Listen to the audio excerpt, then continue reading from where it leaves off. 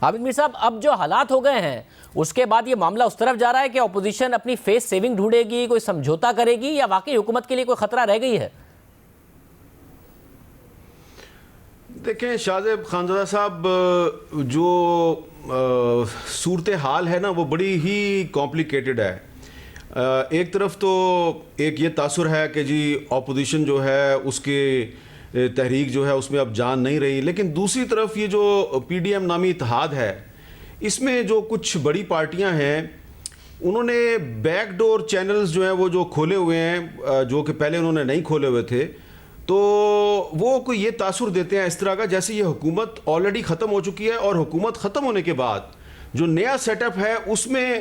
اپنا شیئر لینے کے لیے اب وہ ایک دوسرے کے خلاف سازشیں کر رہے ہیں اور ایک دوسرے کے سے کچھ باتیں چھپا رہے ہیں. اور بڑی ایک انٹرسٹنگ، بڑی دلچسپ لیکن بہت ہی کمپلیکیٹڈ سچویشن ہے، خاص طور پہ جب ہم پرائیویٹلی کو بات کرتے ہیں پیپلز پارٹی کے لوگوں سے، تو ان سے جب یہی ہم سوال کرتے ہیں جو سوال آپ نے مجھ سے کیا ہے کہ بھئی آپ بائی الیکشن میں بھی حصہ لے رہے ہیں، آپ سینٹ میں بھی کے الیکشن میں بھی حصہ لے رہے ہیں، تو یہ آپ نے جب یہ کرنا تھا تو پہلے آپ نے یہ چیزوں کا خیال کیوں نہیں کیا، یہ چیزیں آپ نے پہلے ڈسکس کیوں نہیں کی؟ تو وہ کہتے ہیں جی سچویشن چینج ہو گئی ہے اور اب ہمیں اپنے فیوچر کا دیکھنا ہے. جب ہم ان سے پوچھتے ہیں کہ یہ بتائیے کہ آپ کی گفتگو سے تو ایسا لگ رہا ہے کہ یہ عمران خان کی حکومت ختم ہو گئی ہے اور اب آپ نئے سیٹ اپ میں اپنا حصہ تلاش کر رہے ہیں، بلکہ آپ تو یہ اس طرح کی باتیں کریں کہ الیکشن ہونے والا پاکستان میں نیا، تو وہ یہ نہیں بتاتے کہ یہ حکومت کس طرح جائے گی، اور شاید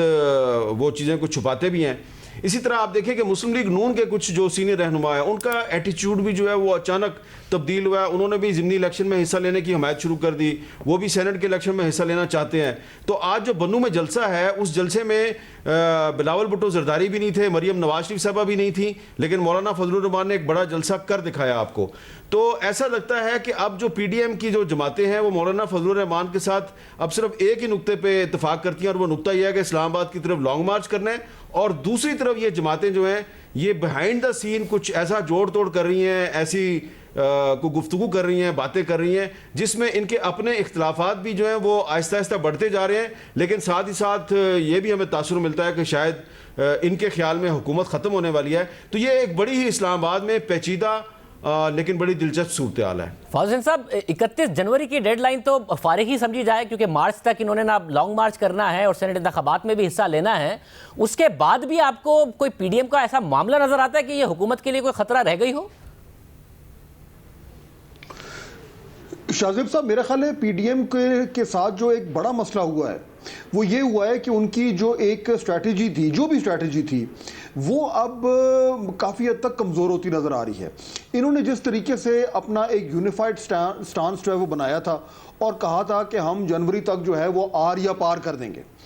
میرا خیال ہے وہ ان سے مس کیلکولیشن ہوئی، کیونکہ انہوں نے وہ بڑا ہدف تو ہمارے سامنے رکھ دیا، لیکن اس ہدف تک پہنچنے کا جو طریقہ کار تھا، جو ڈیٹیلز تھیں، وہ شاید یہ ورک آؤٹ نہیں کر پائے، اور اس میں شاید پی ایم ایل این اور جے یو آئی جو تھے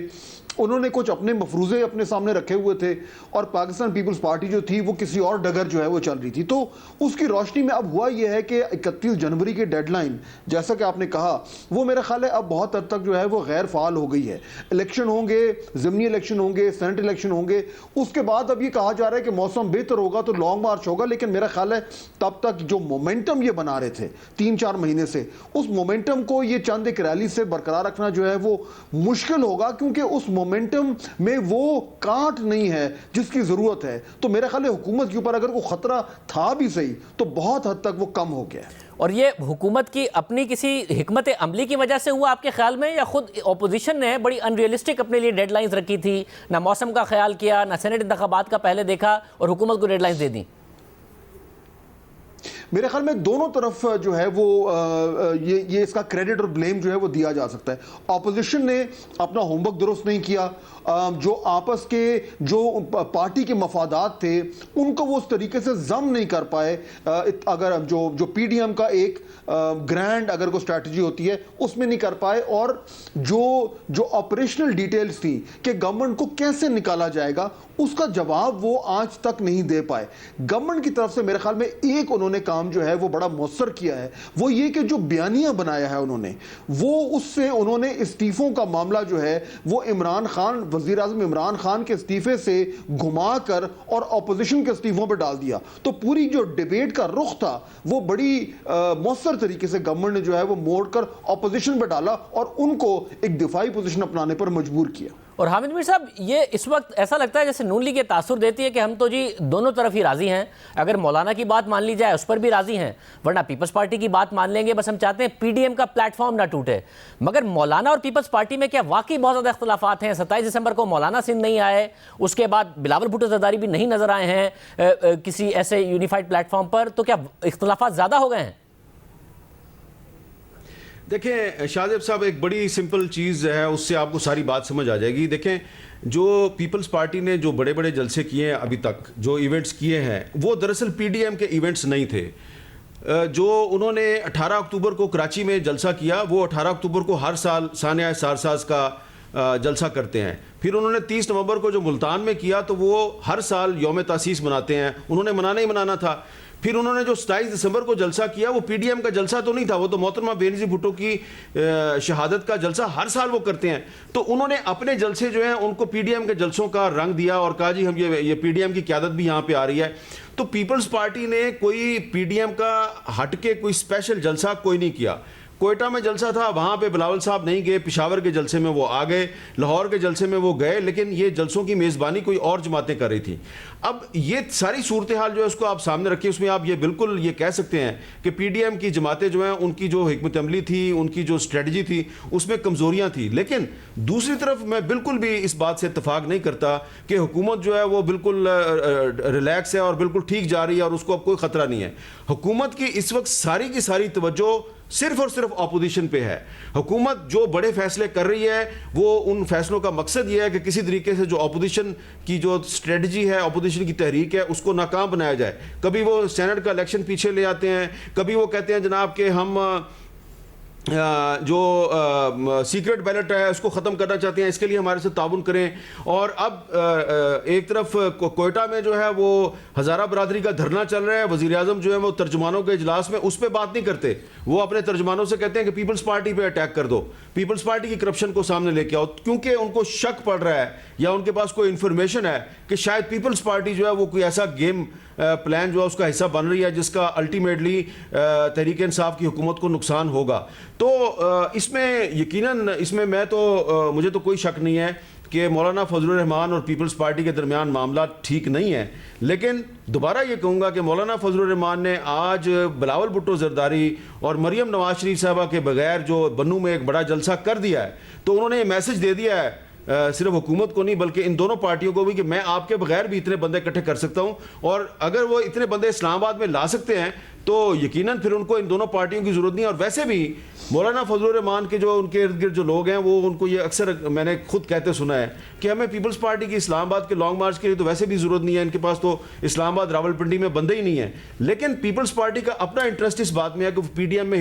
میں موجود رہے, اس کا حصہ بنی رہے, کیونکہ اگر وہ پی ڈی ایم میں رہے گی تو اس کی بارگیننگ پوزیشن بنے گی. تو پی ڈی ایم کے اندر رہ کے پیپلز پارٹی نے اپنی بارگیننگ پوزیشن کو مضبوط بنایا ہے. لیکن مولانا فضل الرحمان نے آج بنو میں بلاول اور مریم نواز شریف کے بغیر ایک جلسہ کر کے انہوں نے اپنی پوزیشن کو زیادہ مضبوط بنا لیا ہے. اور